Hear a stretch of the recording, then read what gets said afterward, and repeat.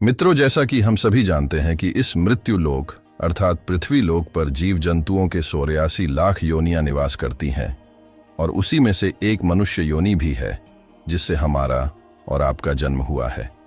दोस्तों, हमने आपको अपने कई वीडियो में बताया है कि मृत्यु के बाद प्राणी को उसके कर्मों के हिसाब से अगला जन्म मिलता है और जब कोई प्राणी अपने पिछले जन्म में अधिक से अधिक सत्कर्म करता है तो उसका जन्म मनुष्य योनि में होता है।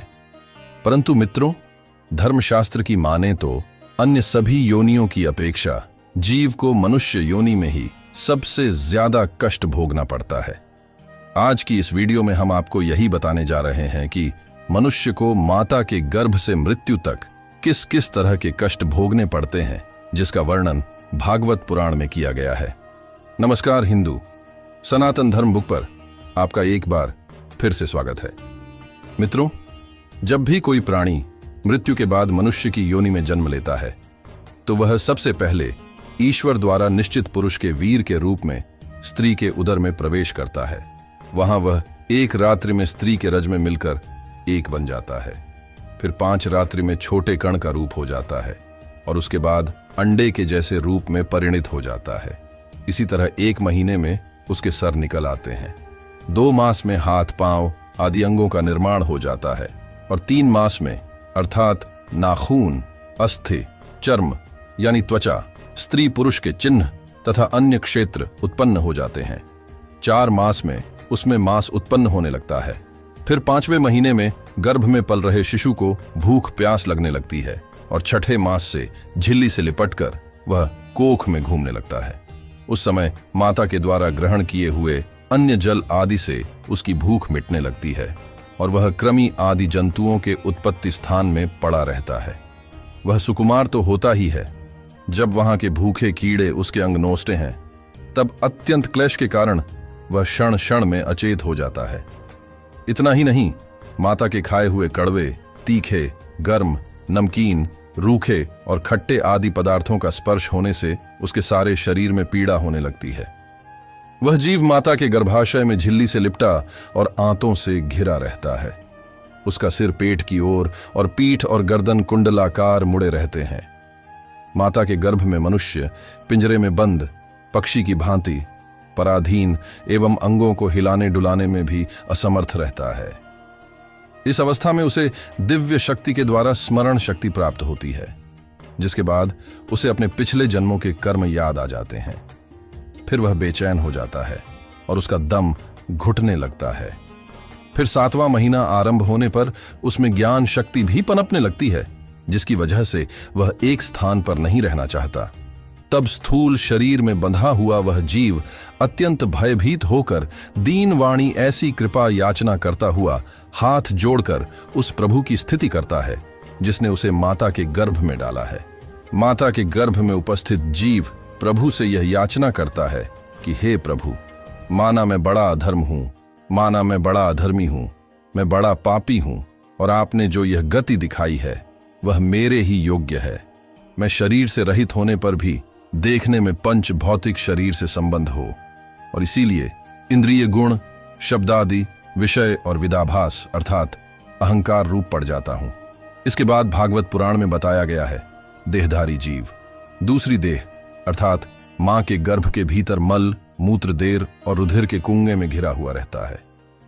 उसके पाचन रस की ऊष्मा से गर्भ में मौजूद जीव का शरीर अत्यंत संतप्त होता रहता है। इन कष्टों के बारे में सोचते हुए जीव गर्भ से बाहर निकालने की प्रबल इच्छा लिए महीने गिन रहा होता है और भगवान से प्रार्थना करता रहता है कि हे भगवान, मुझको यहां से कब निकाला जाएगा। फिर गर्भ में मौजूद मनुष्य सोचता है कि पशु, पक्षी आदि अन्य जीव तो अपनी मूल बुद्धि के अनुसार अपने शरीर में होने वाले सुख दुख आदि का ही अनुभव करते हैं, किंतु मैं तो भगवान आपकी कृपा से साधन संपन्न शरीर से युक्त हुआ हूं। अतः आपकी दी हुई विवेक बुद्धि से अपने शरीर के बाहर और भीतर अहंकार रूपी आत्मा का अनुभव करता हूं।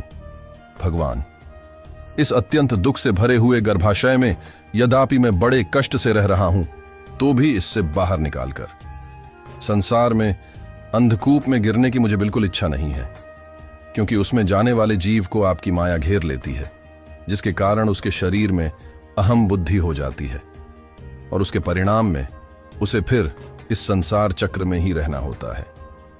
इसलिए वह भगवान से बार बार विनती करता रहता है कि वे उसे इस कष्ट से और सांसारिक मोहमाया से जितनी जल्दी हो सके उतनी जल्दी मुक्ति दे दें। फिर 9वें या 10वें महीने में जब मनुष्य अपनी माता के गर्भ से इस मृत्यु लोक में आता है तो वह उसकी सारी स्मृति नष्ट हो जाती है। वह विपरीत गति को प्राप्त होकर बार बार जोर जोर से रोने लगता है। फिर माता पिता के द्वारा उसका पालन पोषण किया जाता है। शिशु अवस्था में जब मनुष्य को खाट पर सुला दिया जाता है तो उसे खटमल आदि जैसे कई कीड़े काटते रहते हैं, लेकिन तब उसमें शरीर को खुजलाने उठाने अथवा करवट बदलने की भी समर्थ न होने के कारण वह बड़ा कष्ट पाता है। उसकी त्वचा बड़ी कोमल होती है, इसलिए वह रोने के कुछ नहीं कर सकता। इसी तरह मनुष्य बाल्यावस्था के दुख भोगकर युवावस्था में पहुंचता है। इस समय उसे यदि कोई इच्छित भोग नहीं प्राप्त होता तो अज्ञानतावश उसका क्रोध बढ़ जाता है। युवा अवस्था में अभिमान और क्रोध बढ़ जाने के कारण मनुष्य अपना ही नाश करने के लिए दूसरे कामी पुरुषों के साथ वैर कर लेता है। इतना ही नहीं, खोटी बुद्धि और अज्ञानता के कारण मनुष्य में मेरेपन का अभिमान करने लगता है, जो शरीर से मृत्यु काल तक अनेक प्रकार के कष्ट ही देता है। उसी के लिए मनुष्य तरह तरह के कर्म करता रहता है, जिनमें बंध जाने के कारण इसे बार बार संसार चक्र में जन्म लेना पड़ता है। इतना ही नहीं, मनुष्य योनि में जन्म लेने के बाद यदि किसी मनुष्य का भोगों में लगे हुए विषयी पुरुषों से समागम हो जाता है और वो उसी का अनुगमन करने लगता है, तो पहले के समान ही वह फिर नार की योनि में जन्म लेता है, जिसके संग मनुष्य की पवित्रता, दया, वाणी का संयम, बुद्धि और इंद्रियों का संयम जैसे सद्गुण नष्ट हो जाते हैं। इसलिए भागवत पुराण में बताया गया है कि किसी भी मनुष्य को ऐसे लोगों के साथ मित्रता नहीं करनी चाहिए जो हमेशा स्त्रियों के साथ समागम में रत रहता हो, अशांत और मूल अर्थात मूर्ख हो, क्योंकि जीव को किसी और का संग करने से ऐसा मोह और बंधन नहीं होता जैसा स्त्री और स्त्रियों के संगियों का संग करने से होता है। इससे जुड़ी ये कथा में बताया गया है कि एक बार परमपिता ब्रह्मा जी अपनी पुत्री सरस्वती को देखकर उसके रूप लावण्य से मोहित हो गए थे और उसके मृगी रूप में भागने पर उसके पीछे निर्लज्जता पूर्वक मृग रूप होकर दौड़ने लगे। इसलिए ऐसा कौन सा पुरुष हो सकता है जिसकी बुद्धि स्त्री रूपी माया से मोहित न हो।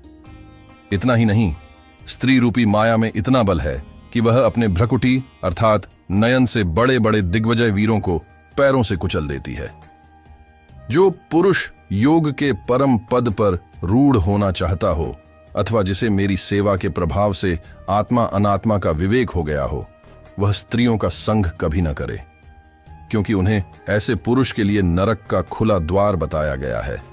जो मनुष्य अपने जीवन में स्त्री में आसक्त रहता है तथा मृत्यु के समय भी स्त्री का ही ध्यान करता है, उसे अगले जन्म में स्त्री योनि प्राप्त होती है।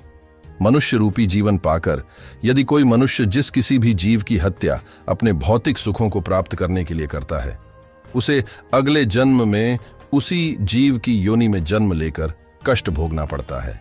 फिर मनुष्य की उम्र जब ढलने लगती है, अर्थात जब वह अपने जीवन के अंतिम पड़ाव में प्रवेश करता है, तो उसे इस जन्म में किए गए तब तक के कर्मों के हिसाब से इस मृत्युलोक पर शारीरिक और मानसिक पीड़ा भोगनी पड़ती है। अर्थात यदि कोई मनुष्य अपने माँ बाप की बुढ़ापे में सेवा नहीं करता या फिर उसे घर से निकाल देता है, तो उसकी संतान भी बुढ़ापे में उसके साथ वैसा ही व्यवहार करती है जैसा उसने अपने माँ बाप के साथ किया था, और यह जीवन चक्र निरंतर चलता रहता है। और फिर जब मनुष्य मृत्युशैया पर होता है तो उसे माँ के गर्भ की तरह ही एक बार फिर दिव्य शक्ति मिलती है और उसे अपने कई जन्मों के कर्म याद आ जाते हैं, जिसे जानने के बाद मनुष्य पुनः विलाप करने लगता है और भगवान से बार बार विनती करता है कि हे प्रभु, इस कष्ट रूपी जीवन चक्र से मुझे कब मुक्ति मिलेगी? मैं ऐसा क्या करूं जिससे मुझे आपके चरणों में शरण मिल सके? उस समय वह अपने द्वारा किए गए बुरे कर्मों को याद कर बार बार रोता भी है। वह सोचता है कि मैं अपने कर्मों के बारे में अपने परिवार वालों को बता देता हूं, किंतु वह ऐसा नहीं कर पाता।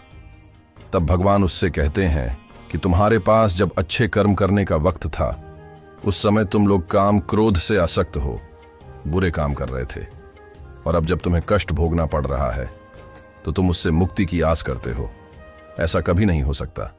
इसलिए हे देहधारी, अपने अगले जन्म में अच्छे कर्म करना ताकि तुम्हें मेरी शरण में जगह मिल सके।